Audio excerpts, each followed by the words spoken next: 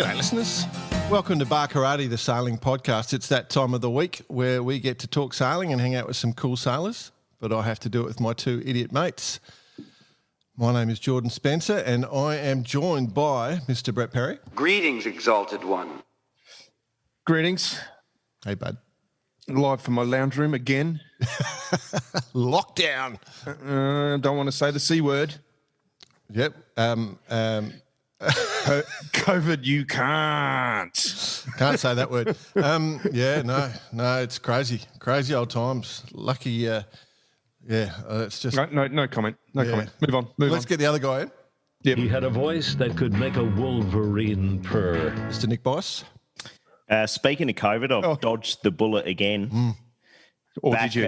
When the Hobart was pulled, I made it out of New South Wales with a couple of hours to spare.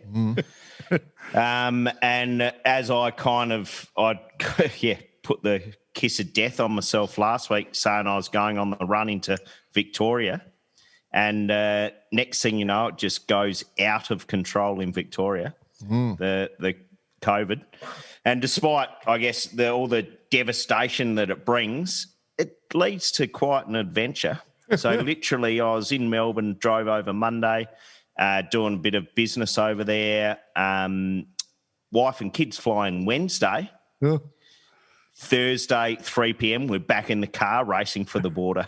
It's crazy.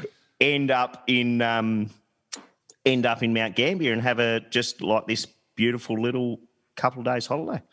Very nice. Sweet. Did you go to the Blue Lake? I was just going to say that. Blue Lakes. Yeah, went to the Blue Lake. I went past this caravan park. They still had a photo of you, Jordan. If this guy from Flinders University comes by, he is still banned. Yeah, it's true. So, and then, drove through Narracourt today, went to the caves, had a bit of lunch, came home, and now we got this. So, action-packed 24 hours. Wow. But you made it. How about your 24 hours, mate? Went to a friend's place and played a bit of cards. What sort of cards? What is it called? Played for the first time that. What's that? What's it called? Don't know. You played it. The one where you say while you're thinking of it, this is funny actually. A coincidence. We stayed in this house in Mount Gambier, and they had a few DVDs and stuff, and the kids wanted to watch a DVD, and there's this one called Game Night. Oh, that's a great movie. We start watching it, and this guy comes on, and Toby, my son, goes, "Is that Jordan Spencer?" Very cool. But he hasn't got red hair. I hope it was the lead character. Toby thinks you're Jason Bateman. Oh. Okay, I'll take it. I wish I had his money. Dear, on your Tobes. Classic. Great little legend. Cards Against Humanity, boys. That's what I was playing. There you go. Oh, sounds delightful. You can have some fun. Cool. Good. All right, good banter. Right, we got another great show as per usual. Shall I bring in the guest? We shall. Okay. All right, so I guess this week is, I feel like he's from sailing royalty. Yeah. Certainly you could claim it. A young West Australian sailor who's now based in Sweden, where a lot of West Australian blokes are, and I think a few Aussies in general are over there. Former number one rated match racer in the world. I think got a bronze medal at the last Dragon Worlds, which is quite the achievement given how many people turn up to those things. Welcome to the show, Sam Gilmour. Hey guys, thanks for having me on. Yeah, it's great to be here. Sam, just to start things off, is it true or not that you're actually being married off into Swedish royalty, sailing royalty, to develop the ultimate sailor? Gene pool. The gene pool. Oh, maybe. No. I'm happy to say my girlfriend, she's not a sailor, so I've managed to keep some part of my life. The separation. Yeah, exactly. Much advised, my friend. Much advised. Yeah. Is she Swedish? Yeah, she is. She's she's from here in Gothenburg. We met when she was traveling over in Australia, and somehow she convinced me to come back here, which I don't know if I'm too happy about, but it is what it is. Well, it can't be too bad at the moment. Yeah, it'd be pretty bloody good at the moment until you start seeing your mates going over to Rottnest and diving for crays and all that sort of stuff. Yeah, exactly. Yeah, exactly. I did my first Swedish winter sort of this year, and that was an experience in itself. Long, cold and dark. Between November and February, it was pretty painful. yeah. Actually, The internet's just not good for that. to all our European listeners, like big sympathies for the people there that are suffering. We are hearing about it in Oz. So for those who are suffering, All the floods and what have you. Yeah, big sympathy from the team here. Are you getting any? Is there any of that rain reaching up to you guys or not? Actually, not. We're in like a they call it a heat wave. I think it was 25 degrees yesterday. Heat wave. Ugh. All the parks will be full of suntanners. Wow, yeah. Swedish suntanning's good. Yeah, I bet. It's 25 degrees. Are you missing like the heat from Australia when you're over there? Yeah, a bit. Like, everyone's complaining about it. You know, all the locals are saying how hot it is, but it just feels like a normal spring day or something. Yeah. It's crazy. So there genuinely is quite a collection of Aussies in Sweden at the moment in Gothenburg, isn't there? There's like a lot of it's a little bit of a hub for pro sailors. Well, yeah, I think there's about 10 guys that sort of I have regular contact with, and a couple of Kiwis as well. So we put up with those guys, but So you know where to find a plumber or an electrician or something like that. Exactly. There's a bit of a wave went through at the back end of the Grand Mistrals that ended up in the Nordic states, and then it ended up with a whole lot of Kiwis and Aussies living up that way near the Longer Dard, something. Longer Drag, yeah. Longer Drag, yeah. Plenty of rocks and a bloody good yacht club, I've got to say.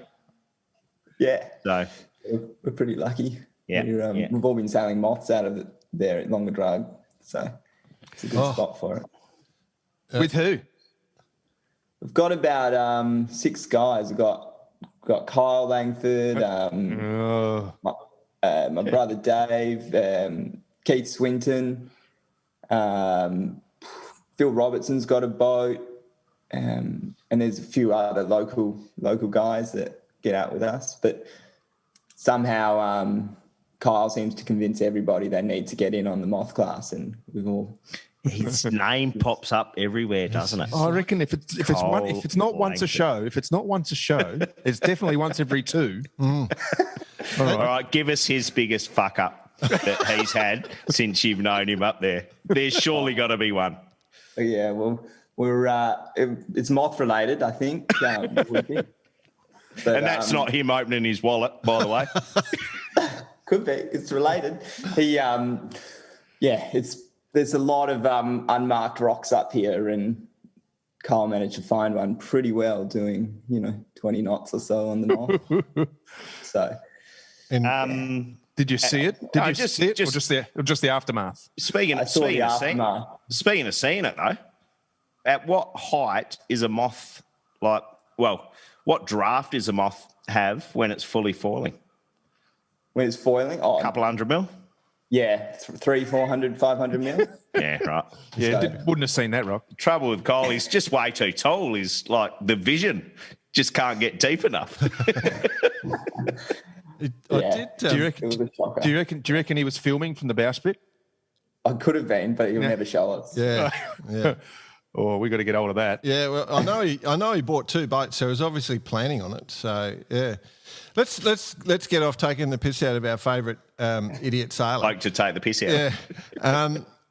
So the obvious question, Sam, for getting into sailing, mate, how did that come about? Any experience in sailing in your family? Well, luckily, I hated sailing for my first few years when my dad was pushing me in, but somehow, I got into it. But it just clicked. It was always expected, I guess. Yeah. With my old man was sort of, putting us in opties when we were could just walk. So myself and I got two brothers. We all got into it, and we're all still sailing. So Yeah. Yeah, you must have done something right along the years. So at what stage of your father's career was that? That was post, so early 2000s? Yeah, I guess my first sailing memory was when we were living in Auckland for the America's Cup in, what was it, 2000? 2003, I think, the Cup. Yeah. In the lead up to that, so 2002 or something. But yeah, we sailed at this yacht club, Murray's Bay, on the north shore of Auckland, and it had a little bit of a beach break. And I just remember every week getting washed back to shore and swearing I would never sail again. But yeah, we eventually moved back to Perth, and the conditions are pretty nice there, and that's I think where the bug got me. But, what's your local Freshie? Yeah, Freshie. Yeah. Copy. Yeah, Freshie is that's home, and while I haven't been there for a while, it'll always be home. I think it's a great spot. So. That's in is it what Peppermint? It's what's it called? Yeah, Peppermint Grove is the suburb there. That's where your house has to be at least 60,000 square metres, doesn't it? At least. At least. It's Mansion City there.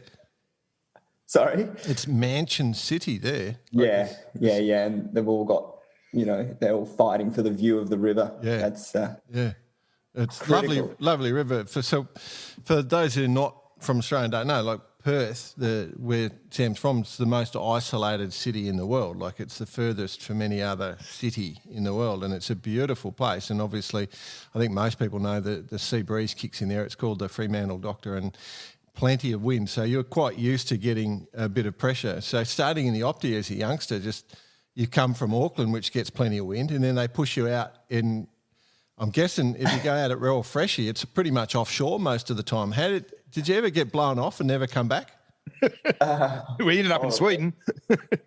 I feel like it's those sorts of memories you block out. But yeah, I'm sure over the years it happened a few times. Reefed down Opti. Sorry? A reefed down Opti. Yeah, exactly. That was definitely on the cards a few times. But, so when did you actually start to enjoy it?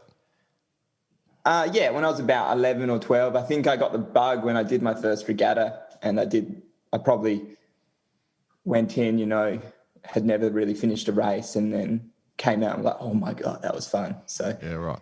Is that because you finished a race, or you surprised yourself and actually did okay?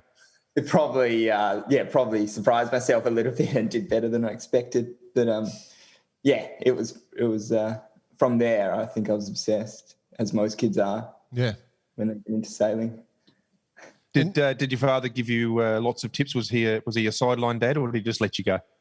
To be honest, he was traveling a lot still back then. Like, the match racing circuit was pretty big, so he was doing a lot of that. But when he was home, the salt and pepper shakers were always out on the table. Barkarati with the salt and pepper shaker. Yeah. If you just pull the bone on a bit more there. Yeah, exactly. He always had some golden one-liner that was pretty valuable. So you obviously took a fair bit from it. Obviously, it was only in the end natural for you to go down this path, but you obviously he took a lot of it on board. Yeah, I think so. I mean, he's pretty. I think he had a good sort of relationship between, like, not being too close and, like, pushing and trying to be one of those dads who's sort of fixing the kid's boat in every detail, and not being too far away as well, where you don't, he can obviously help, but he sort of figured out the line and drew the line pretty well. So I'd say that. Did you feel sailing? I mean, like Jordan said, like, it's Australian sailing royalty, your dad, and he went and represented our nation and our sport and everywhere, and did you feel like just that added pressure, like you and your brothers? I guess or did you not quite know? I don't really think so. Like, at the time, it wasn't really when, growing up, it wasn't really a thought. But for sure, he was always getting asked, whenever we had a yacht club event or something, he's always getting asked to make a speech or, come down and do a debrief or whatever it was, things like that. And so you definitely knew that. But at the same time, you could tell people had an attitude. They very much looked up to him, a lot of the coaches and that sort of thing. In some way, it got us some special treatment, more, maybe more attention from the coaches or whatever it was. So I don't think there was ever too much pressure because he didn't put pressure on me. Yeah. Would Would have been a classic, Peter Gilmour come down, do the debrief, and he just starts banging it out in Japanese. Yeah.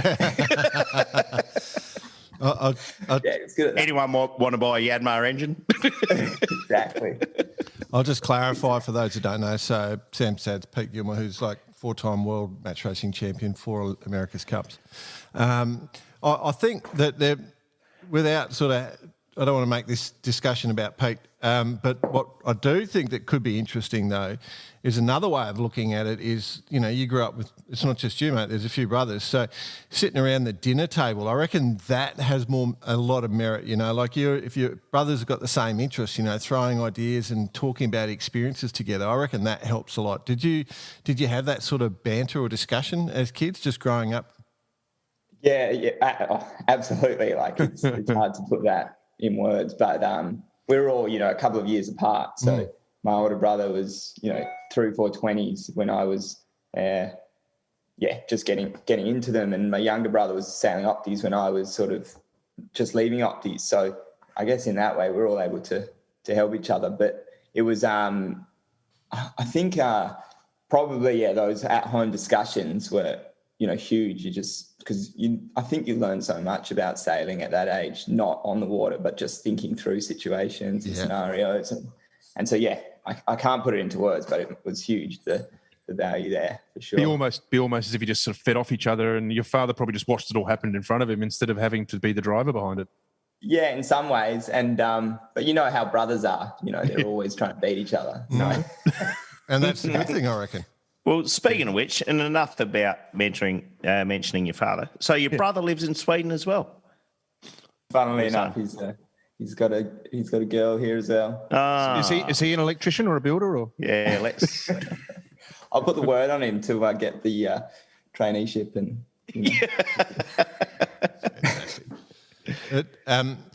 Well, I guess before we go too deep into Sweden, we'll pick on that. I do want to touch on the other thing that you had in Western Australia was this whole match racing scene that kicked up in Western Australia. Massive. They had the Warren Johns Regatta and all those boats there, I think out of Royal Perth, and I'm not sure what Freshie did, but... Just before that though, Jake, were you involved in the schools teams race and stuff? That was... fully, that's where it all kicked off? That's probably kept me going in sailing, to be honest. I love that sailing at school, and it's a bit sad that you don't do it after you finish school because I think it's an awesome type of racing, and so much fun, and it keeps a lot of people who are not necessarily would sail otherwise involved in the sport. And which was the biggest cheating school in that team's racing, and why was it Port Lincoln? Well after my time. Yeah. Don't worry about that. But no, but Christchurch Grammar, they were always there. They were always the WA team to beat. So still waving the flag, I'm sure. We had a good program. I think they had a fleet of boats, so it made it pretty easy to get involved with it. And obviously, the results as a school, it was it sort of followed on from that. But we're pretty lucky. Was that like when you're at school, like, and you're in that, like, was that a nerdy sport to be in, or was it cool to be part of the sailing? You get called up during assembly, and when you might have won an event or something, and a lot of people were like, "How is that a sport?" But you sort of, I guess you got to shrug it off, and it's hard. It's obviously it's really hard to explain how it is, but it's obviously I reckon a really difficult and technical sport, and so but it was hard to explain that to friends and to people because they're always like, I used to share a house with one of my uni mates for many, many years, even after university. And he was the vice captain of the Australian lacrosse team when we were sharing a house. And we used to debate the sports, the merits of different sports. And his argument back to me was always, if you can take an esky while you're out there doing your sport, it's not a bloody sport. So he reckons we just... Mate, not in the old puff and pacer. That's right. Not much room for the esky. No, that's right. The way everyone got... Well, the amount of time you spent in those boats, how close you could get the gunnel when you're roll tacking, all that sort of stuff. Yeah. Like that. There's no room for an esky then. By the way, we may have been underage at that point in time. Given it was a school sport. Well, I'm intrigued by that whole process, like where the schools, it is a good thing, the teams racing, like the Yanks have got their Club 420s where they do all that sort of stuff. But in Australia, the teams racing is making the sport more visible. And, as we can prove here, people come out of it and are good sailors. So, yeah. I mean, at my school, Christchurch, we had like a lot of good sailors, good pedigree. Like Luke Parkinson was one of the guys that I sailed with when I was in year 8 as a crew, and he was in year 12 or something. And it was, looking back, it was pretty cool to sail with a guy like that who's already accomplished so much. So yeah. It's it is quite an interesting sort of pathway. But what else did you like? Did you ever consider another sport? Like, was it always going to be sailing, or did you think of anything else? To be honest, I played a lot of sports, but I was never anything special. So I'd imagine WA's probably similar to SA in the sense, and if you're a yachty, like the summer is sailing and the winter is footy. Yeah, in some ways. But I sort of we moved to Perth when I was like 13, and I guess by then everyone was pretty good at footy. So that's maybe why I never got into it, because we'd never been around the scene. But my dad, I remember, I got a vivid memory of my dad trying to teach me how to play AFL when we were living in the States. And I was like, what is this sport? And you probably got a crowd around you like, who are these freaks, man? You throw the ball. Just give him a high five. So, yeah. But, I tried a lot, but never got into anything so much. I was always sailing all year round, I guess. So you've done your school stuff, you've done your teams racing, and then you're out of school. How did you end up doing what you're doing now? I mean, it's a big step to go onto a world tour. Obviously, you had your father's footsteps to follow, which we weren't. We're not going to talk about that. This is your path, but you ended up world number one. I mean, that's, mate. Who in this room would like to be world number one? We all would, and you've done it.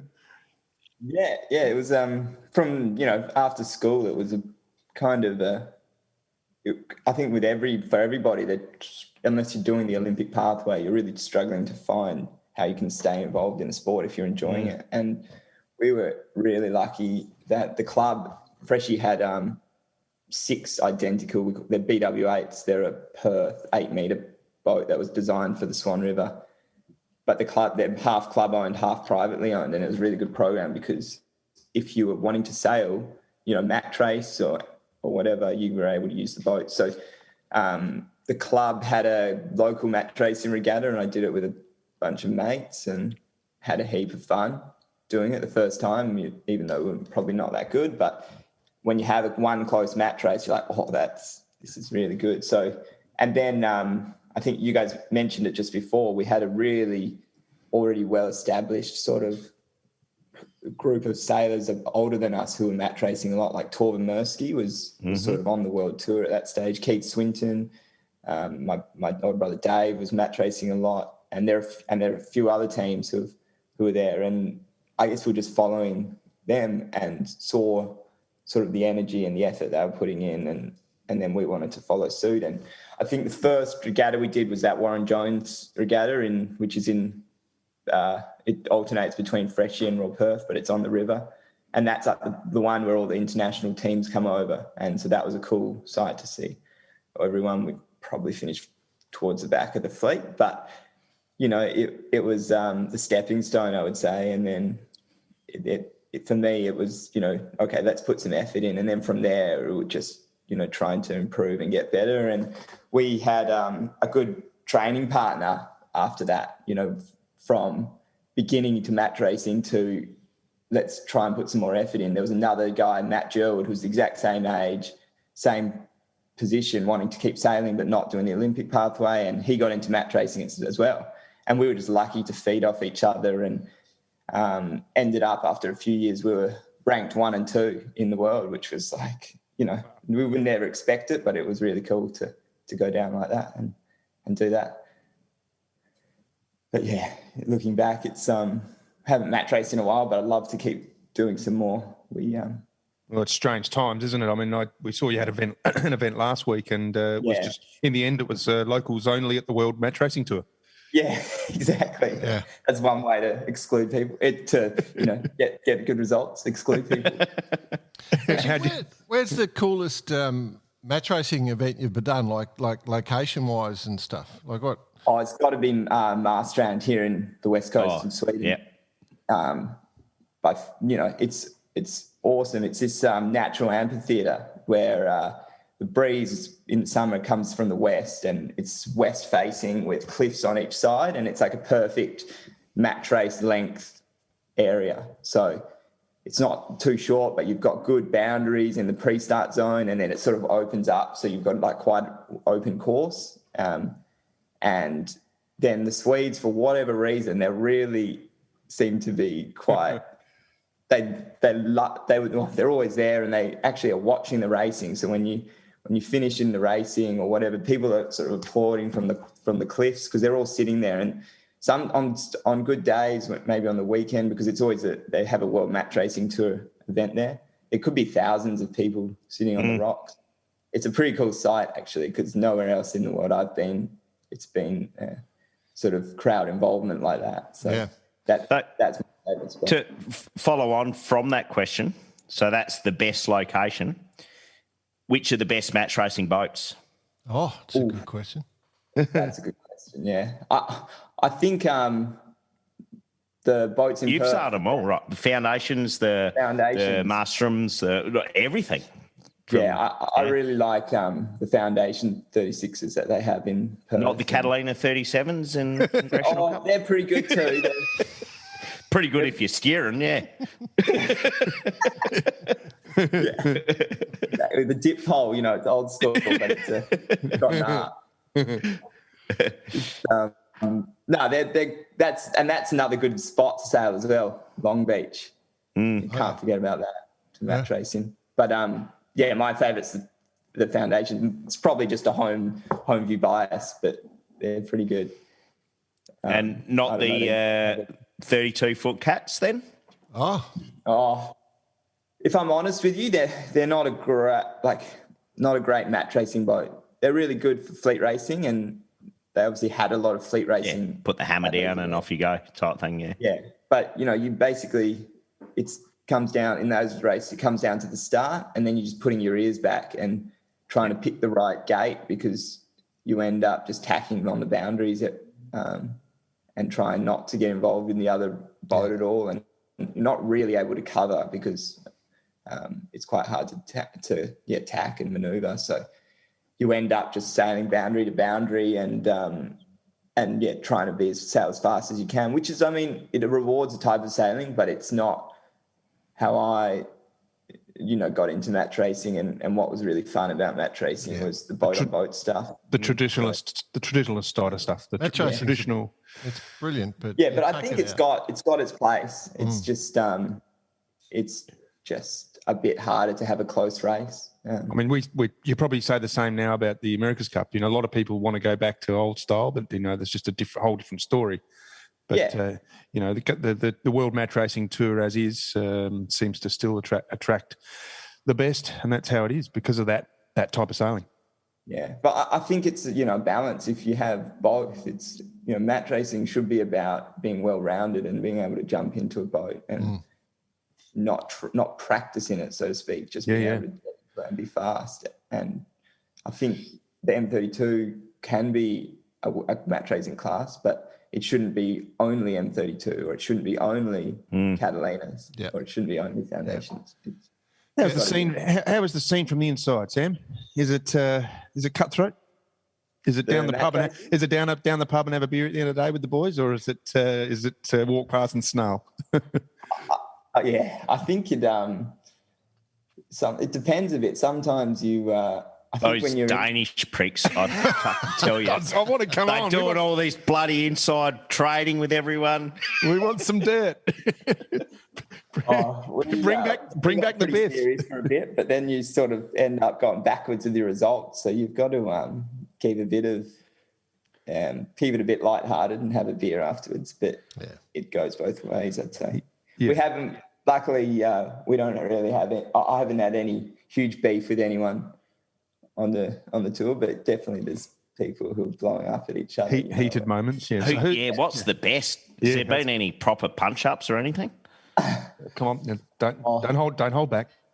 No, actually, I don't think so. We're, sailors are meant to be gentlemen, so. Yeah, good answer. All right, okay, so we'll go a little bit further then. Toughest competitor.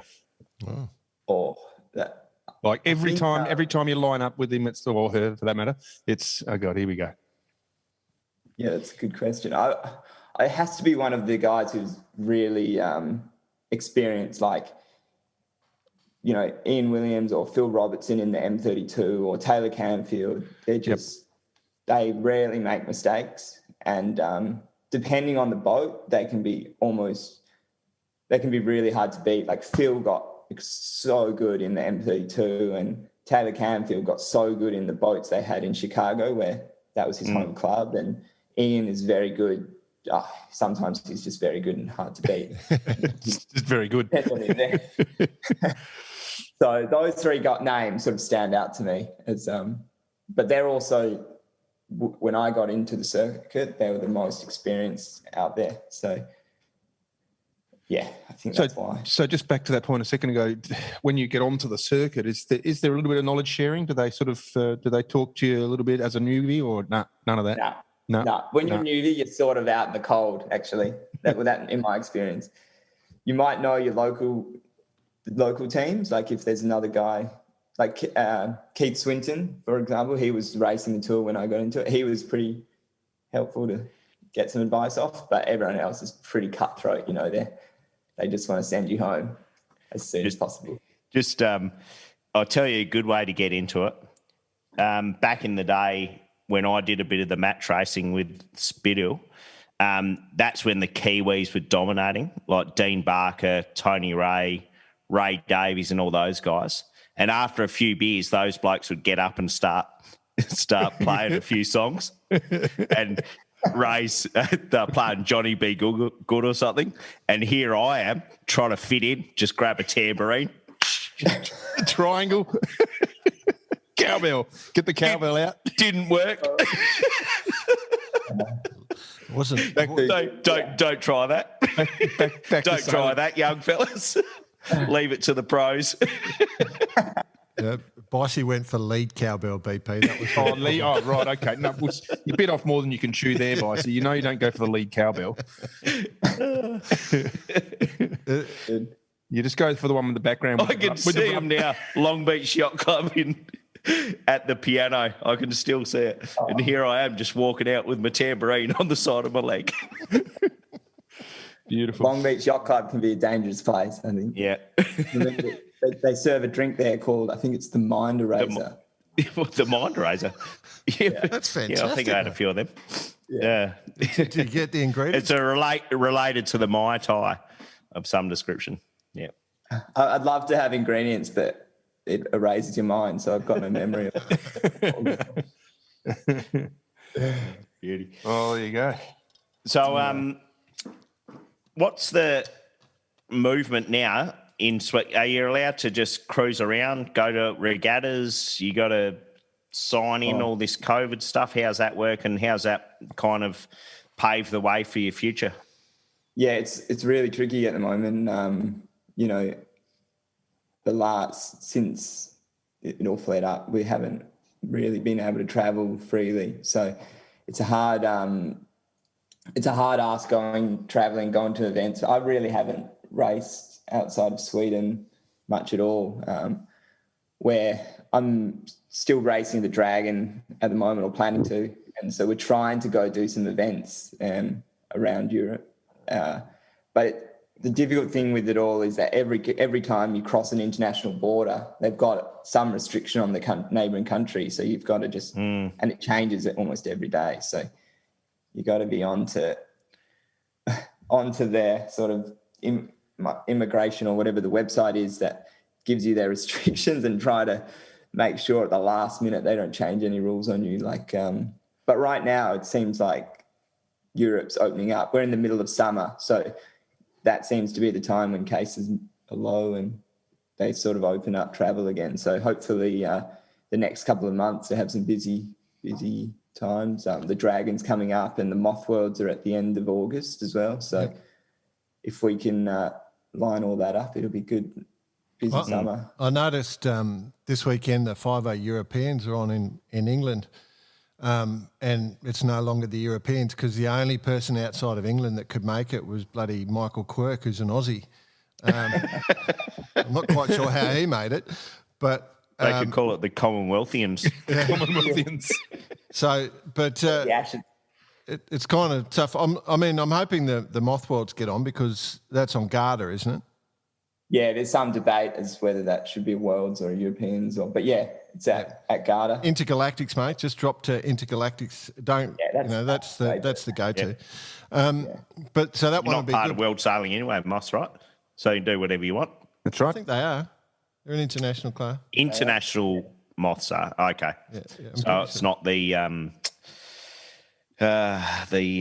what are the ones? The Inspire, the Wasps. The Wasps. No, they're not. Yeah. Yeah. They can do as they want. With the Dragon thing, just talk us about. We're skipping the 49er. Do we want to talk 49er, or we'll just go into the Dragon thing? Let's go to the Dragon for a bit. We'll go back to the 49er. They're super cool boats. How many you sunk? Yeah, I'm going to say. I was just about to say you sunk one. You guys have done your research. I know. Jordan has. We just listened to him at the start. We managed to sink one. Yay! Okay, so well, put it this way: if you're speaking to a Dragon sailor and ask that question, if they haven't sunk one, they're not trying hard enough. And they're not Dragon sailors. Yeah. All right, so let's go back to that day. We're out there. Give us a rundown. Wind 20 knots. Yeah, we were in Cascais. It's of course. It's a pretty windy place. How many are down under the water there, you reckon? Too many. It gets like 200 meters down or something. But we were lucky. I'll start from the beginning. We're in Cascais, and we finished racing actually, and we were upwind home, just fetched back to the marina, and it was pretty gusty because we're under the land, but it was like 20 plus, maybe gusting even more, 25 or something, and we were all sort of not concentrating. Getting a beer out of your esky. the professional esky out of the yeah, that's right.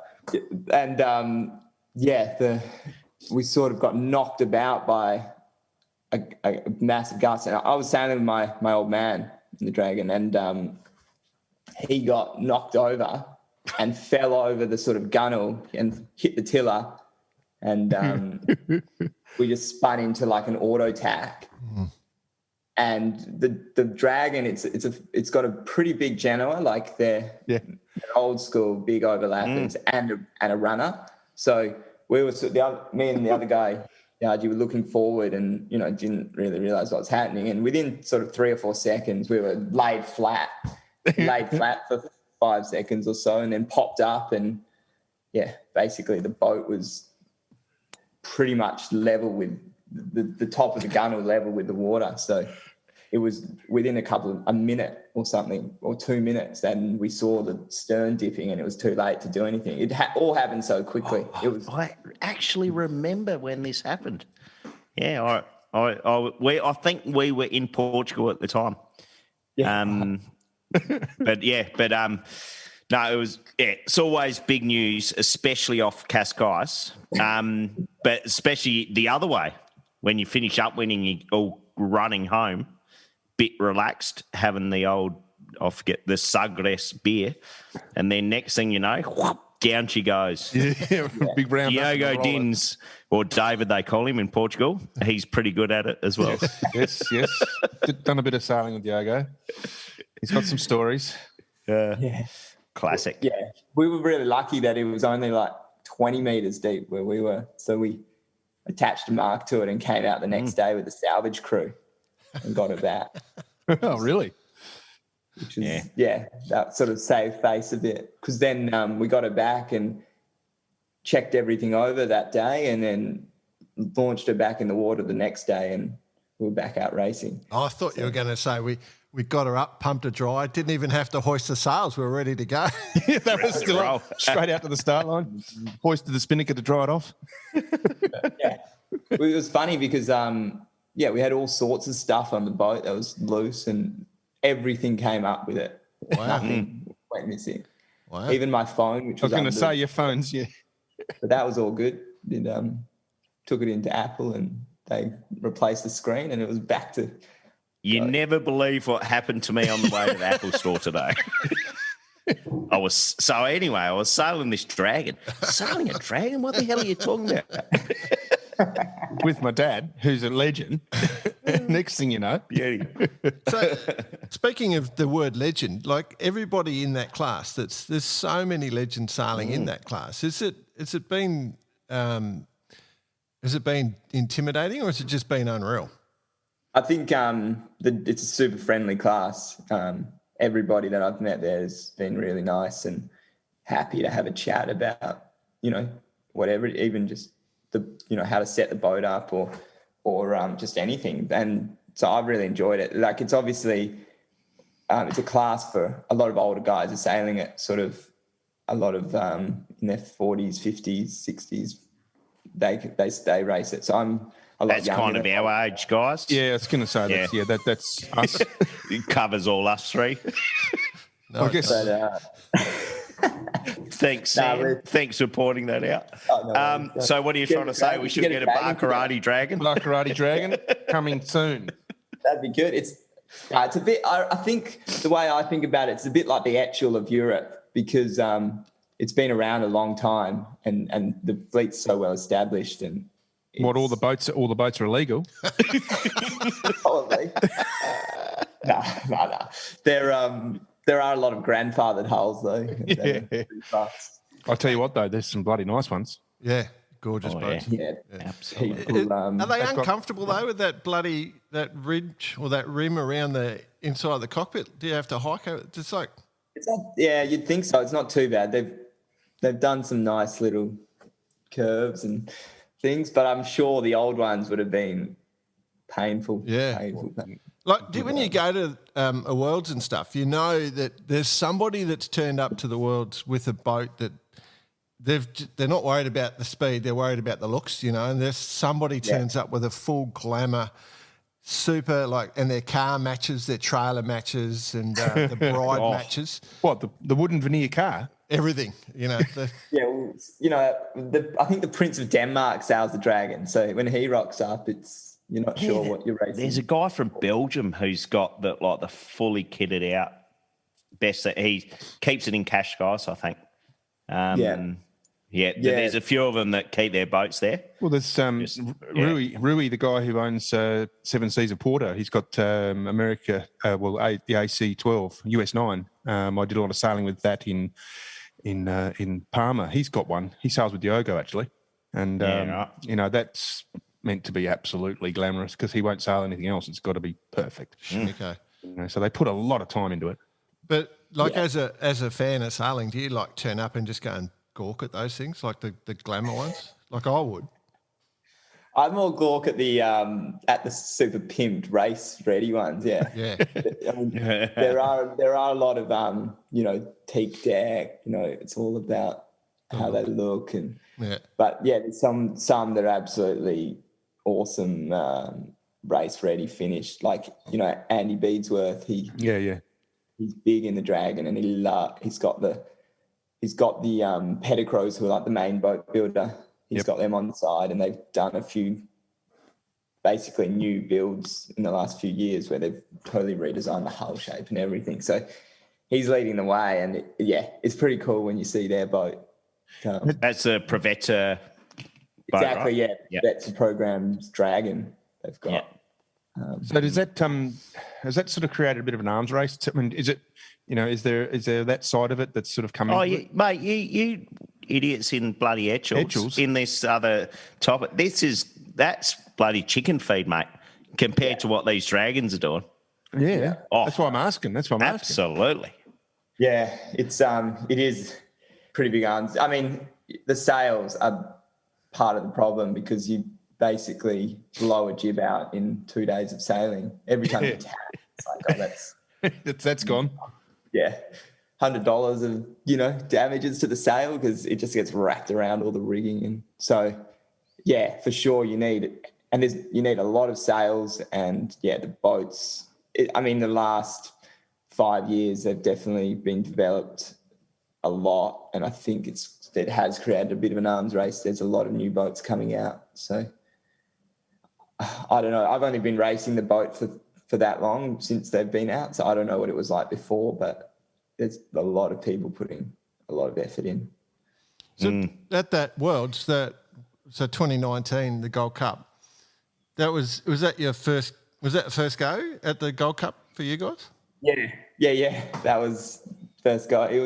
It's a pretty cool regatta because there's no drops. It's 7 races, no drops. Yeah. 1 race a day. Yeah, wow. The one thing I don't like is it's like a 2 mile upwind, and on a Dragon that's a long upwind. Yeah. So it gets you sort of have to bang a corner or just put your ears back and go. And but yeah, it's having no drop makes every race super critical. And we were sailing quite well, but had one bad start and race and ended up mid-fleet. And there's 120 boats or something. And that was the end of our regatta, basically, to win. I think the guy who won, he wasn't setting the world on fire, but he was just getting 8s and 10s. And that's all you got to do to win that event. You guys ended up third though, so still pretty amazing first go at it. Yeah. Oh, yeah. Don't get me wrong. We were super stoked with it, but it's different. Excuse my ignorance. Who was that? Who were you sailing with then? Yeah, I was with my old man and Yarj. Yeah. Still the same, yeah. Japanese guy. Yeah. Yep. Yeah. Cool. I got to say, cool. Go on, Bryce. You're going to ask. But no, I was just going to ask whether it was fitted with a Yanmar, being your major sponsor for quite some time. We need to get the sail drive in, but that would fit the Dragon perfectly. Oh, SD20 would have been perfect actually on the Dragon. Little SD20, yeah, be beautiful. When you did your match racing, mate, we talked about the M32s. Of course, that led to a gig where you got to hang out with a few legends and roam around the world with the Volvo Ocean Race. Got a bit of time doing that, taking the... Yeah, we just basically did all the import stuff, which was cool with the M32s. They had like a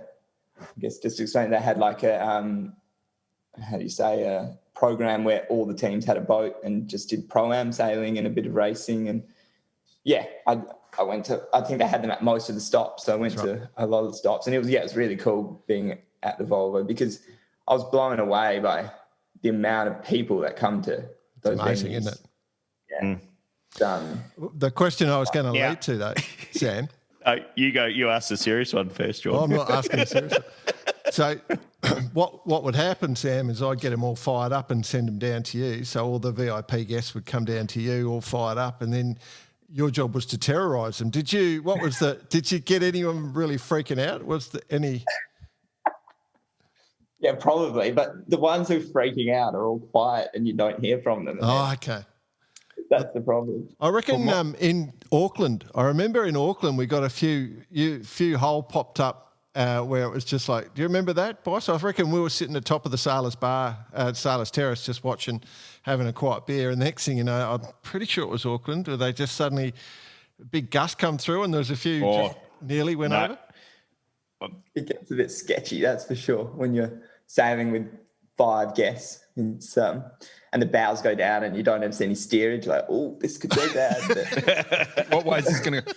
My wife's sitting right here. Actually, she went for a blast. She went for a blast in Alicante on one. So you probably nice. took her out.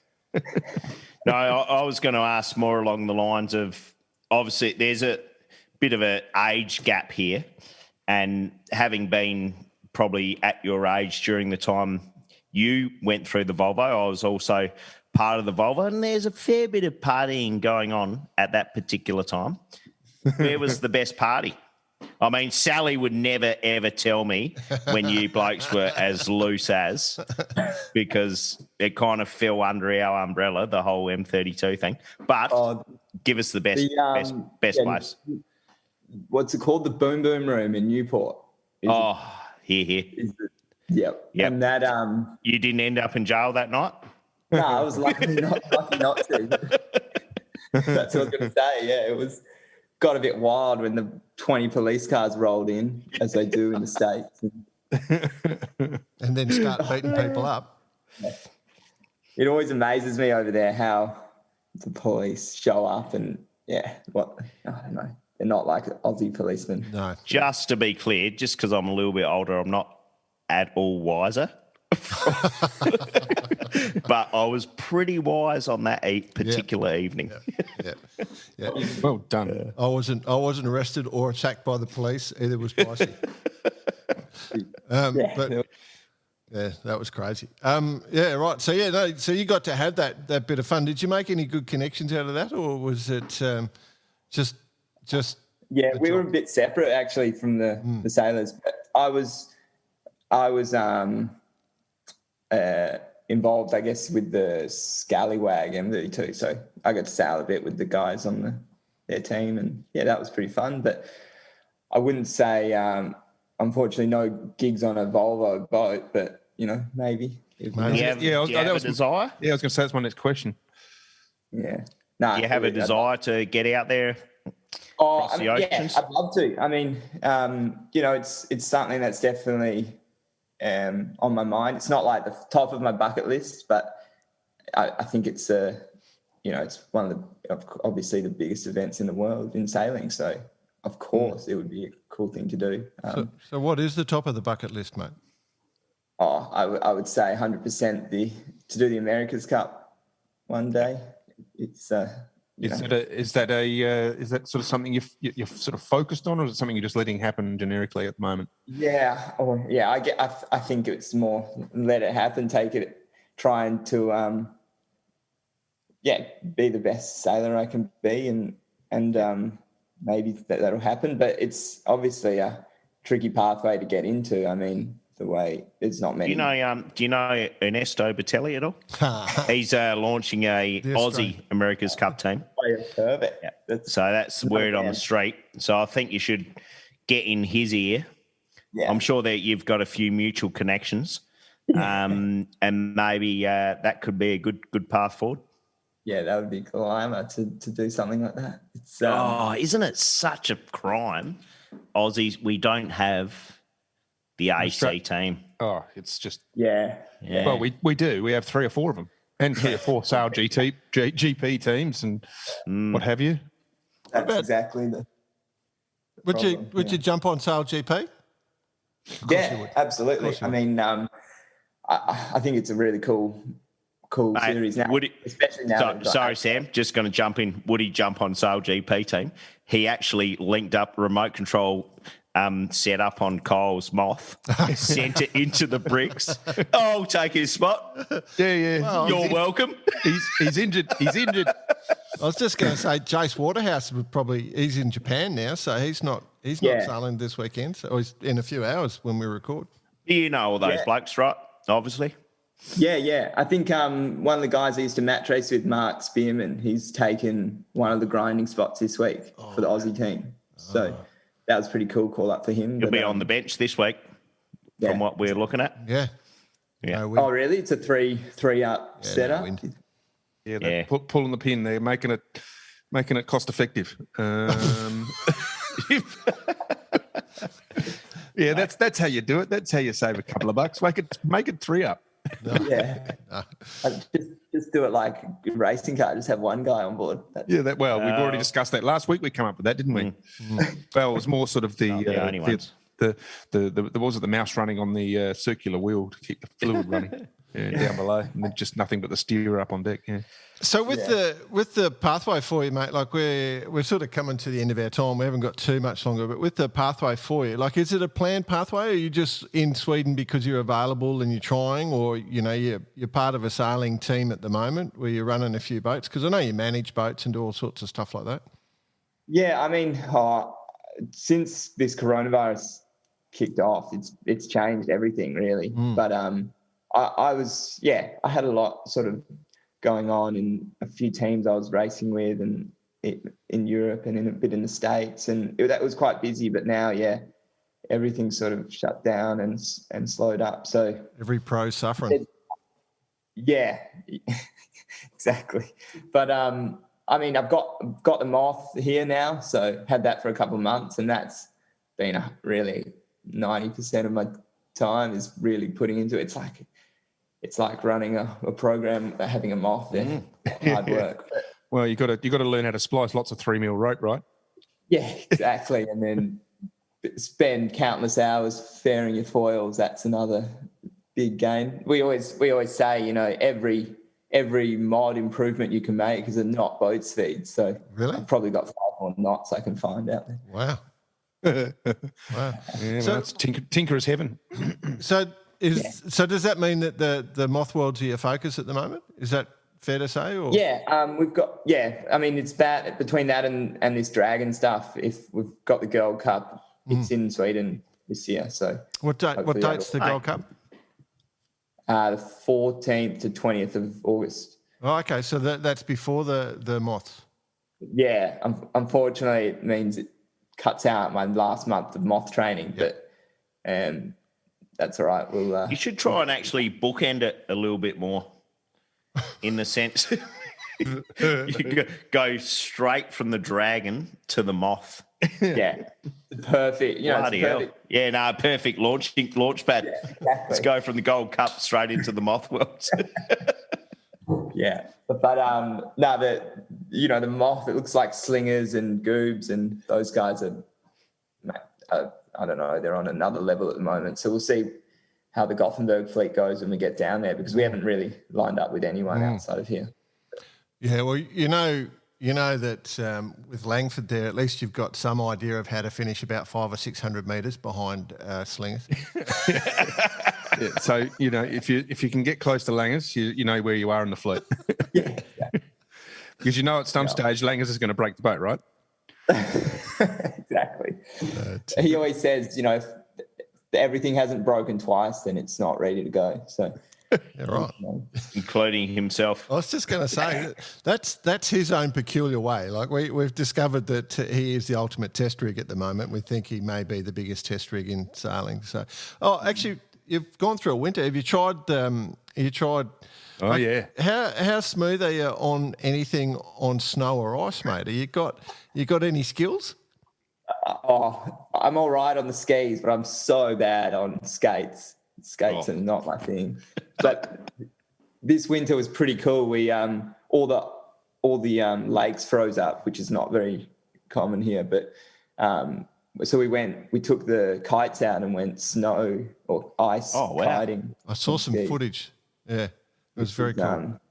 Yeah, it was awesome. It was it's sort of effortless in a way. It was a lot of fun until you hit a bump of hard ice. It's hard, that ice. I sort of got this visual of your girlfriend who's Swedish, right? Growing up around all this, and the ice comes in and you put the skates on and you go down to the local lake together and with your beanie and your scarf on. She's gracefully gliding around and you're face planting everywhere and on your ass everywhere, and she's just going, "He's an Aussie, he's an Aussie, he's an Aussie." She's not too embarrassed by it. Is that kind of how it goes? Yeah, pretty much. I think there's a lot of. Why am I wearing a red beanie? What are you doing? Where's Wally? Red and white scarf and a long jacket. Yeah, pretty much. No, I thought, Jay, you were going to go down the ice sailing path and Yeah, see no, that's eventually. Yeah, the ice. We did an interview on the ice boats once, and we got a really strong reaction to it. People massive reaction. People asking us to do more about it, and we will. But did you get to try that? Because I know I saw a few guys flash up your way in winter to have a go. But did you? Yeah. No, I was trying. I was really keen to do it, but I didn't get out this winter. But Kyle did, and yeah, I think he did like 52 knots on his first outing. Yeah. Any stories there? What did he break? Did he fuck one of those up as well? Surprisingly not, but he blew a skate off. He was at this spot that's out sort of. It's in like a it's connected to the ocean, so like it freezes close to shore. And he went out. I guess he was doing 50 knots, and the guy whose boat he borrowed was like, when he got back, he's like, "Mate, you know how close you were to just where the water begins and the ice." All right. Wow. Just imagine him sailing off the shelf into the piss. Exactly. Yeah, the guy was pretty scared. Only person in the world to sink an ice boat. Love it. But I think you hear those stories all the time where people just fall through the ice. So. Yeah, it's scary, isn't it? Yeah. Then there'll be absolutely no massive reaction. Be more of a mini reaction. Pretty cold out there, you know. Oh, yeah. a little reaction. You idiots. Exactly. All right. So we're, if anyone's sort of keen to follow you, mate, it's the Gold Cup for the Dragons, and then at the Moth Worlds, and you'll be like, it suddenly just popped up out of the blue, go from never been sailing moths to in the top 2 or 3. That'd be nice. But who knows?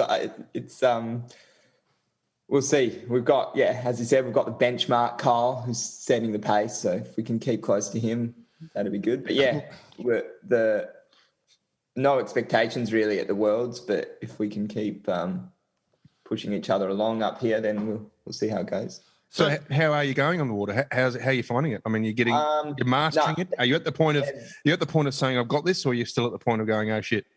I feel like the last week I've nailed down my tacks. So that's, I don't know if you guys know, but the moth tacking is the holy grail. If you can land all your tacks, you're doing pretty well. Yeah, absolutely.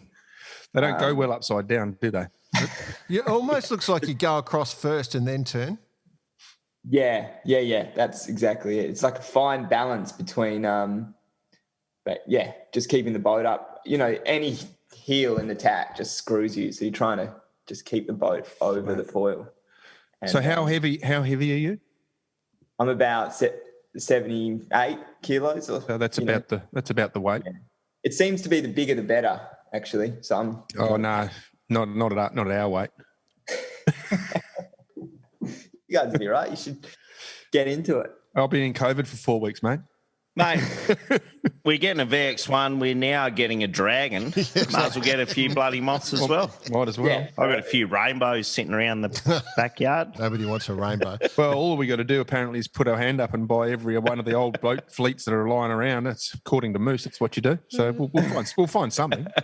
All right, we're getting a bit silly here. We're running out of time, but I do want to sort of package you up nicely for the America's Cup owners that are sitting out there listening at the moment. Absolutely. Because, what a gold mine. Exactly that. Like number one ranked match racer and now falling superstar. Like and you can go slow if the boats suddenly decide to go back to slow boats. You've sort of got the whole market covered off, mate. So, you'd be mad not to And the cats, pick up the phone. And the cats, yeah. It'd be... Yeah, exactly. No, thanks, guys. That's kind. Well, you'd be surprised what happens at bar karate. I can tell you we've launched some massive careers. Yeah, I've seen some big brands out there. The bar karate lager has gone viral. It has? Well, we wish it would. Yeah. Oh. It goes all right. It's all right. Beauty. All right, I think we're going to have to call it there, though, mate. We're sort of we've chewed up a fair bit of time, but we are. We will be watching with quite a bit of interest. Obviously, jumping into the Dragon, getting a third, that first Worlds, and then absolutely, and then being able to exclude half the fleet in the world for the next Worlds is going to be good for you. And the same with the Moths. So it's your chance to shine. Exactly, got a chance. Yeah. No, thanks, guys. It's been great to chat with you. I appreciate it. Been good to chat to you, bud. Yeah. Cheers, Sam.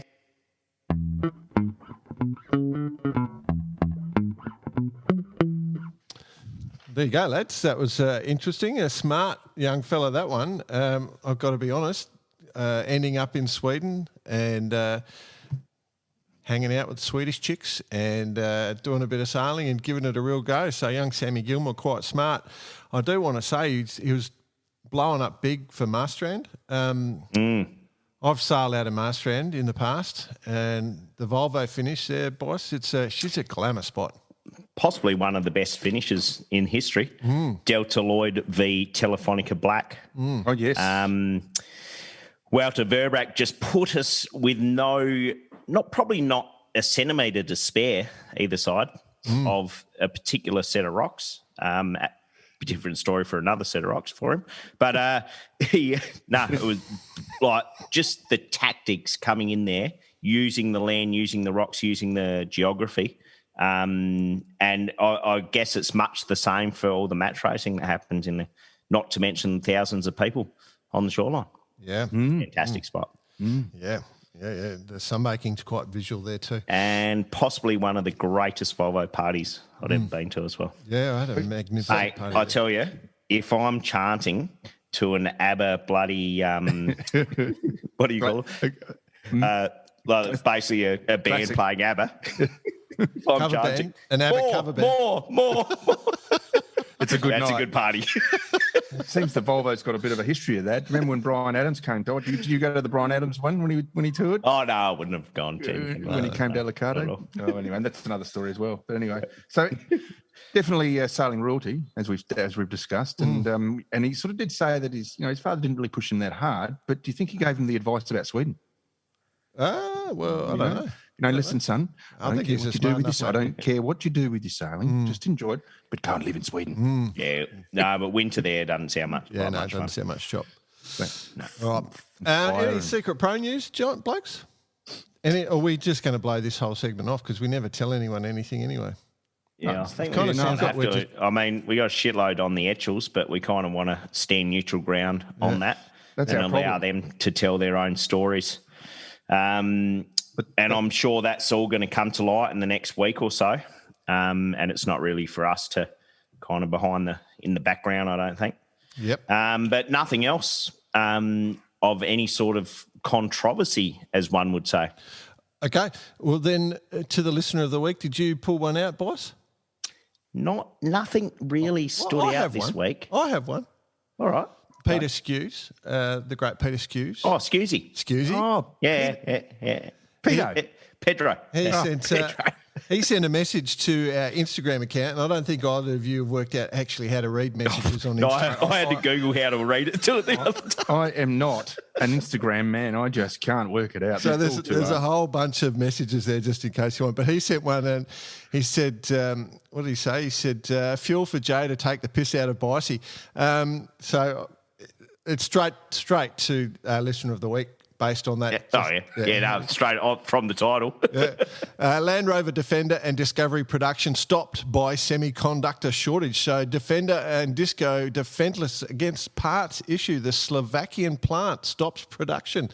You're buying Slovakian cars? I would have thought I'm guessing if they're making them in Slovakia, they've stopped production because they're watching the Tour de France, because how good are their cyclists at the moment? So Discos and Defenders... Well, gone. Let's just put a couple of things straight here. The Defender no longer exists. It's just a flashed up disco. So we're pretty good there. But I'm guessing it's probably got something to do with, well, I know what you want to say. It's like an oil seal or something. But just remember, there's none in them anyway. That's it. That was exactly it. My thought was, they're out of oil seals. But they ran out. They ran out 35 years ago. Yeah, exactly. It's only took just that come- pigeon to get to the UK. 35 years to get there. We're out of seals. We're out of oil seals. Yeah, we know. Anyway, so congratulations, Scusy, mate. You're listener of the week. What can you expect, boss? May or may not receive a merchandise package And a stubby in the cooler. post. And a stubby cooler. You still confuse me with that one, Beep. Gentlemen, I feel like you guys know that I come up with a lot of ideas for businesses. It may be one of my most regular conversation pieces. I'm always coming up with a new idea. Still sitting on a gold mine at Boise. I'm still sitting on a gold mine for one we've talked about many times, but I've come up with a new one. I think there's a spot in the market where we could set up a hair salon. Yeah, definitely. The Barcarati Hair Salon. Now, you're all thinking, or the listeners are probably thinking, this is going to be around the ginger. Sharpen up your forefingers. Yeah, not quite. I've noticed the mullet. The mullet is back, and the For Boss the is listener, growing the mullet. I'm doing a profile view at the minute. He's got a bit of mullet going on. The mullet's back, but what I have noticed, beyond the fact that it's the mullet, but the actual mullet haircut seems to be, you go to the hairdresser and say, stuff my hair up as much as you can, just leave the back. And I figure we could master that. We could, if we can't do it, we could hire some 5-year-olds at like $1 an hour, and we could just pump out mullet haircuts and make a fortune. Yeah, some pretty disgusting shit getting around in there. Awful. Not to mention all the footballers. Oh my God, Jesus. what's going on there? But hey, it was there. You would have rocked a mullet back in your day, Jordan, no doubt. Early 90s, just had the big red locks flowing. No, mate. Without a doubt. Come on. Never once. Never once. No. Never once. I Never know. once. I've loved a mullet. Always loved a mullet. Always will love a mullet. Did you run a mullet, mate? Me? Yeah, in Europe, I ran a moulet. I know. Believe it or not. It's a mullet. Yes, I will admit to the Hugh Grant French mullet. flopsy on the French front. mullet. Well, I ran a mullet. I had the number one all over and then long at the back. Oh, I looked a treat. the ultimate. Yeah. And then I'd grow a couple of wispy fringe bits. That was my piece to resist. You two, I'm just not interested in talking to you two idiots anymore. You've got no credibility. Now, I mean, the rest, apart from Adelaide listeners, they wouldn't understand this, but which suburb did you grow up in? Mate, I was actually born in Elizabeth. Yeah, exactly. I moved to Salisbury. Oh, you never had a chance. Is that when the French wispy bits came in? Yeah, and then from Salisbury, I whipped up over the hill to Modbury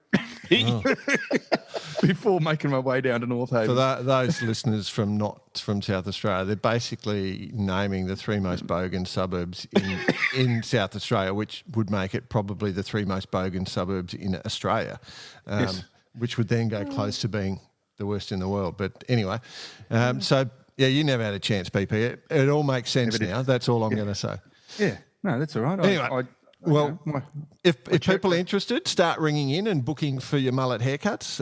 We'll come around to the yacht club and just do them for you, all right? So just start making your appointments and we'll get it all organised. Be prepared to become a fascinating beast, the bogan. Hey, next week, boys, Olympics starts. We've wondered if it was going to go ahead. We still wonder if it will actually finish. The Olympics going ahead. I just thought I'd say it starts Sunday. Have you guys checked out the schedule? Not the schedule as such, but I've got something for you blokes. What's that? How about we just do a little update every couple of days? Yeah. On all the yachting, what's going on. Just make it easy for the listener to actually understand what is underway, what the current positions are, and when they're expected to finish.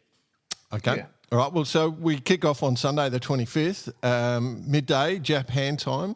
The men's windsurfer, the RSX, starts off. Then the women's laser goes at the same time. So the windsurfers are in Enoshima, and the lasers are in Kamakura. I don't know where Kamakura is. I assume it's the same spot, basically.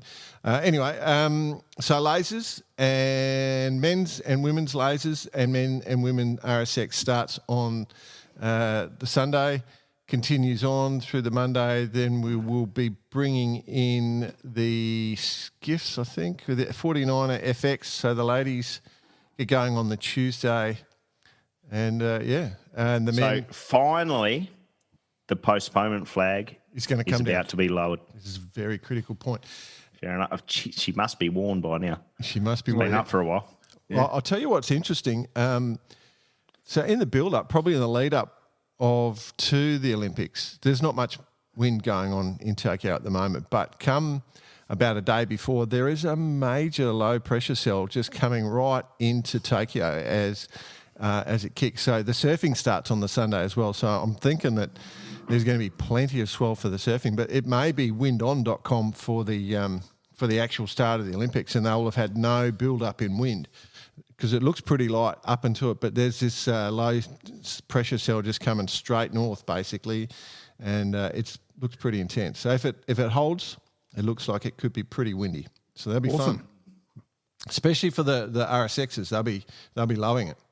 Yeah, on the laser, not so much fun. For us. for us, yeah.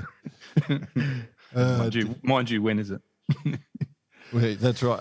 The next thing of interest is there's a new maxi regatta been announced. Did you guys catch that announcement? Yeah, Well, I did. I heard rumours actually post all the crap that went on around Hobart and stuff, and there was something potentially a maxi like a tour that was going to happen on the east coast of Oz, like at the back end of 2021, and it looks like this is basically where it's ended up. But a maxi regatta, and why not? I mean, come November, December, they're all out there anyway. Might as well get them up and racing. Well, one, you can't bring anybody into Australia at the moment. It's very hard. There's no actual visas to get into Australia. It's going to be hard to bring people in from offshore. And two, the dirty scumbags in New South Wales are just breeding COVID at the moment. So maybe... the chart. Oh, I didn't say the chart. Yeah. It's going to happen. Okay, yeah, that's fair enough. But... but it's been something that's been brewing. Saw a post from Mitch Booth, who was at the Comanche the other day with its new Russian owner. Is there something to read into it? Is she coming back down under? Who knows? No. Bloody awesome. So the regatta is going to take place from the 3rd to the 7th of December, if it takes place at all. It'll be conducted over 4 races, including classes in the 80 to 100-foot range, which are maxis, mini maxis, 60 to 79 foot, and then racer cruisers, which are 60 foot plus. We should probably get one of those as well for our garage team. It'll start with the Cabbage Tree Island race, which is a fairly traditional race in Sydney, very much on the Blue Water point score. Starts on Friday, 3rd of December. Race 2 and 3 will be on Monday, 6th of December. Will be passage races starting and finishing in Sydney Harbour. So they'll blast up and down the coast so you can view them. And then, of course, it'll be finish off on Tuesday, 7th, with the Big Boat Challenge. So they're basically combined 2 existing races and added a couple of little sort of Windward Lords, I guess, or out in and out. So good idea. Creates a brand. Yeah. Good build-up. Yeah. We don't. We used to have the Southern Cross Cup as the build-up. You know, that was a brilliant regatta. Southern Cross Cup, Telstra Cup, whatever it's called. Telstra Cup. Yeah. Well, but no, agree. It's not a bad thing. The only thing that'll cock it up is obviously our big mate with the C word. Not great. Yeah. Next one's Transpac, boys. The Transpac's underway. Potentially the race I think we'd almost like to do. Without a doubt. Definitely on the bucket list. And one of the best. And before I kind of get into it, gents, do you realise this is our second Transpac we're covering? Really? So that is over 2 years ago. Wow. Well, basically 2 years ago. We've been going 2.5 years. June the 18th, 2019 was our first episode. Oh, was it? Yeah, happy anniversary. Thanks for all the presents. Obviously, you sent me a merchandise pack that didn't quite arrive. Oh, by the way, you two will get yours shortly. Yeah. And a stubby cooler. All right, so she's all up and running. Yep. Transpac, 40 odd boats competing this year. Might have to try and have a chat to Mal Parker. He came up and said he's off on it today.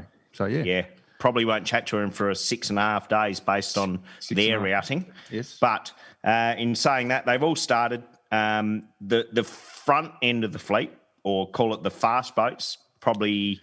You'd say the favourite for line honours is Pyewacket, which is the 1K Telefonica Blue Volvo 70, which has been highly modified. No, No, well, not Telefonica Blue, sorry, in that era, but the Telefonica latest 1K of the last years of the 70s. Yep. And lucky, the Udalvrolic 72. They will be the ones to keep an eye on from a barn door, what they call it, first across the line. But they start in waves, don't they? So with the Yeah, Transpac, so they have 3 or 4 different waves. Yeah, and the slow boats go first, and the fast boats have just started basically last Exactly. night. So they're on their way, and probably by the time we record for next week, we'll have a finisher.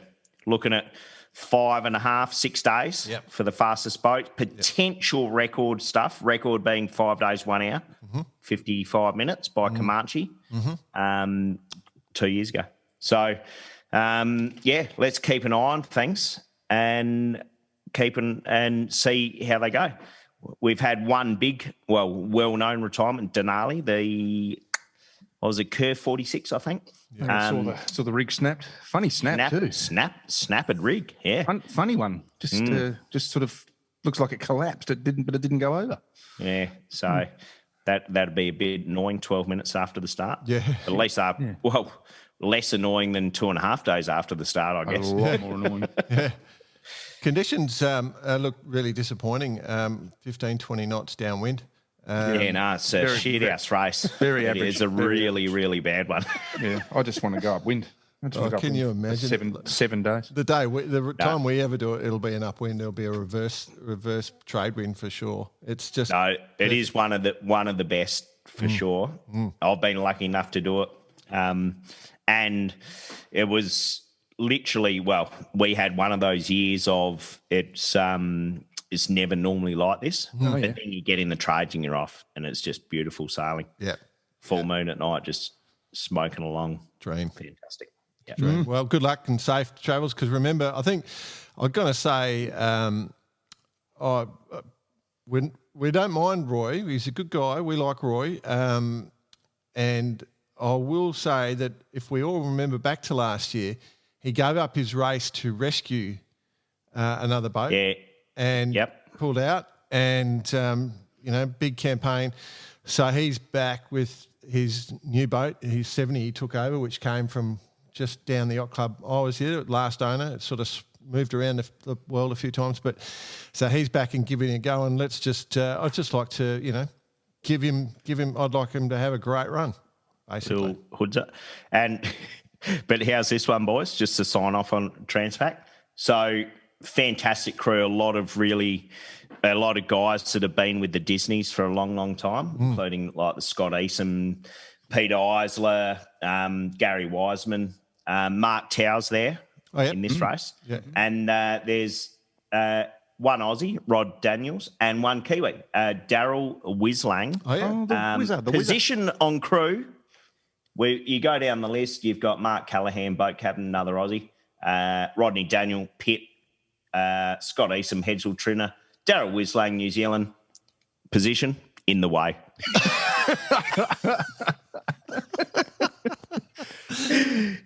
So obviously, whether it's Roy himself or someone, but they've definitely got a good sense of humour. Yeah, that's good. I like it. I like it a lot. It's a bit like what happened to BP on the TPs. Yeah. No, that's all right. Don't exactly know what I was doing there, but.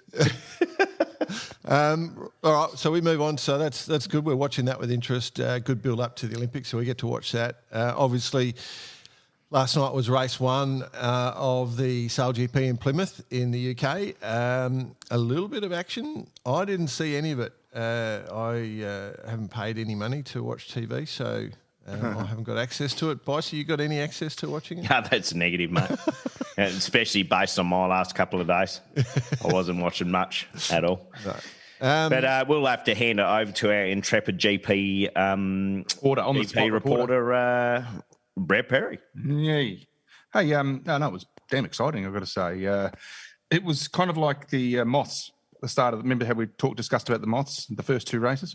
Spithill, they just recorded the same race. Yeah. He just nailed the first 2 races, and it just looked like he was just on fire. They didn't go with 3, though, did they? They went with 5. Yeah. Fired up. Because that was the rumour. Yeah. They were going 3. I still don't get what's going on there. Apparently, it's tomorrow they're going to go through. I don't today. like the three things. Just put everyone out there. No, Anyway, continue. No, it's for the future. We're heading to 1-0. Sail GP will be 3 or 1. It's short-handed sailing, meeting all forms of sailing. Let's move past. Go on. Hey, so Spittle went out not Spittle, sorry, Slingsby went out and got 2 races comfortably. Like it was a long way between first and second. It looked like he was going to go on and do it. Starts, I guess it's all in the starts. We know that for this type of racing, and he just nailed it. So it was very much like his moths, as I said. It was just repeated race 1 and 2. Third race comes around, and they're all onto it. So they're all down the bottom end of the start. And Spain with Phil Robertson was doing his usual start, and that was up on the other end of the line. He was sort of getting speed on and coming down, almost barging. Right. Almost barging. Almost barging. And then, so what happened was he came flying down, and his timing was perfect. He got across Seested on the Danish boat, and then sitting right there in the way was our mate Jimmy Spithill. And Jimmy had to take alternate action. Otherwise, he would have cut him in half. And it was a black flag. Gone. See you later. Turn around and go home. Why is it a black flag, you think? Well, is it because it's in the starting sequence? Let's just forward the race. Let's go to the interview at the end. Of course, Jimmy Spithill managed to win the race. And just to give the result in the last race, Slingsby ended up last. So he had a shocker. But again, it was the start. It was just a kerfuffle. So in the interview with Spithill at the end, it was kind of straight to the point, as Jimmy usually is. And he says, they asked him, so what did you think of the start? Was it worth the black flag? And he went, yep, he's getting a reputation for doing things like that. Better. Well, he's obviously been listening. He's been listening to the show, and he's all over it. I've got even more because we're the SailGP media link has got a few things here. So and even though we're not really media, well, are we? Well, I guess we're media. No. We're not reporters. We're promoters. Sailing promoters. So it says here that the black flag was given to Spain due to risky starting manoeuvre causing a high risk of collision or capsize to the US team. Phil Robertson said, our start tactics were to come in fast and find a gap. From my side, I felt we nailed the timing on the start, and then we heard that we had an infringement. It was close, but we didn't infringe. Perhaps it was marginal, but I don't think it should have been a disqualification. We didn't do anything wrong, okay? Spithill said, how many times do we have to see it? We are well past 3 strikes and you are out. So I am not surprised to see a black flag. He is either going to go into the mark and hurt someone on his boat or come into my boat and hurt someone on mine. I'm not sure the penalty was harsh enough. When MotoGP or F1 have a similar situation, they start fining or penalising the driver. So perhaps this needs to be considered. There is a fine line between pushing and risking hurting people. For any other team, perhaps it might be a harsh call, but because it's not the first time, it's absolutely the right call. Slingsby said, the penalty in my mind should have been harsher as he keeps doing it. He's relying on the other boat to react, and if Jimmy hadn't reacted, there would have been a huge crash and someone could have been injured. There you go. I love it. The Aussies are obviously teaming up against the Kiwi. Good poor Kiwi. Done well, men. Done well. Yeah, that's the one. But it was definitely there. So just going back to the racing, so let's focus on that. It was fantastic. Leaderboard stands as follows, and consistency pays here, obviously. So Australia dropped to 3rd place. Look at your microphone, points. BP. We can't hear you. So professional. It's so professional that we are. Well, I've been told to move my phone. I've been telling the what's going on here. Come on. What's happening here? Don't So Australia's in 18 points in 3rd. France had a great day and finished third. So the consistency is showing there, putting them in 2nd place. And our mate Jimmy Spithill has had a great day and sitting in 1st place going into the great race on Sundays. You know, Spittl's really pushing his brand forward at the moment, isn't he? Because that US boat, they've had great sailors running that boat, being skippers on that boat in the past. There's very, very highly credentialed sailors. And Spittl's just jumped on and he's just smashing it. He's sailing well, hey? Obviously, everyone's let's face it, he's probably he's done a lot of yachting, foiling, more than anyone. Well, actually, probably half as much as some. Yeah. Because he was only on one side. But but he's done a lot in the last 12 months. Yeah. So the question then becomes, will Slingsby, in the Ginga Challenge, will Slingsby bring him out of the pit? Well, rumour has it, behind the scenes, in years gone past, for example, there was, they would do a bit of a deal on who's going to win the money, and they'd split it. Slingers and Spittle have actually done a deal who's going to skip at the Ginga Challenge. That's what it's all coming down to. I wonder if that's elevating the other one out of the sewer yet, though. That's the problem. That's it. As Jimmy has said many a time, one day you're the feather duster. No, one day you're the rooster. The next day you're the feather duster. So this is perfect for the two Gingers. One day you're the skipper. Next day you're in the sewer. Yeah, perfect. So we'll keep an eye on that as we go through to tomorrow. That's obviously going to be the decider for the Ginga Challenge skipper. Oh no! No, we got the season to play out. Yeah, we got to let it ride out. We're not making rash decisions, BP. That would be stupid. No, we need to do it over consistency for sure. We could make this draw out for 3 or 4 years, mate. Before. Oh, perfect. Well, anyway, by the time we get around to doing some bullshit, so they'll be fully focused on the Ginga Challenge tomorrow as they head out. Or today as they head out. So it's how it is. Yeah, but Sal GP doing a great job putting on a regatta. Obviously, the Pom's sort of letting everyone down by not putting on enough wind. But beyond that, everything's been good. What else? Anything else, boys? I think that's my list of things I had to bring to the fore. No. Wrap her up. All good. BP, start tuning the guitar, old mate. And let's... it's a bit out today. Got to just shut her down. Give it a little bit of a tune-up. Go on. Yeah, so just the last point is, Bitey raised it as sort of banter. We haven't actually discussed it beyond what he just said. We probably will do updates on every second day or daily basis, just depending if something happens. Do a 10-minute sort of chat. May not be too serious, so if you want to get your serious news... tune in to someone else. Yeah, tune in to someone else. Go to someone serious. Go to Roy and HG or someone like that.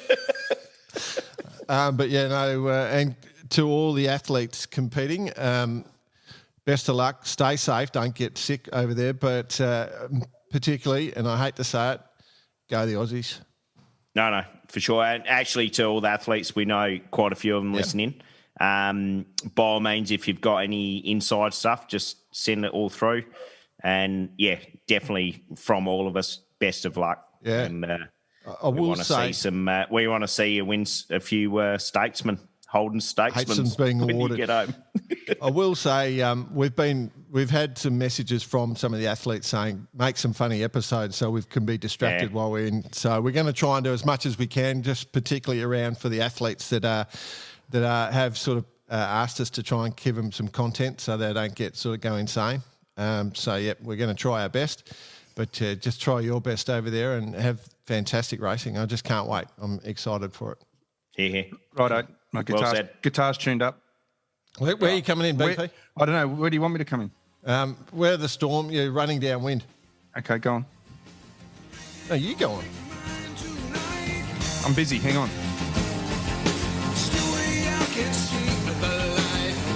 Have a good week, boys.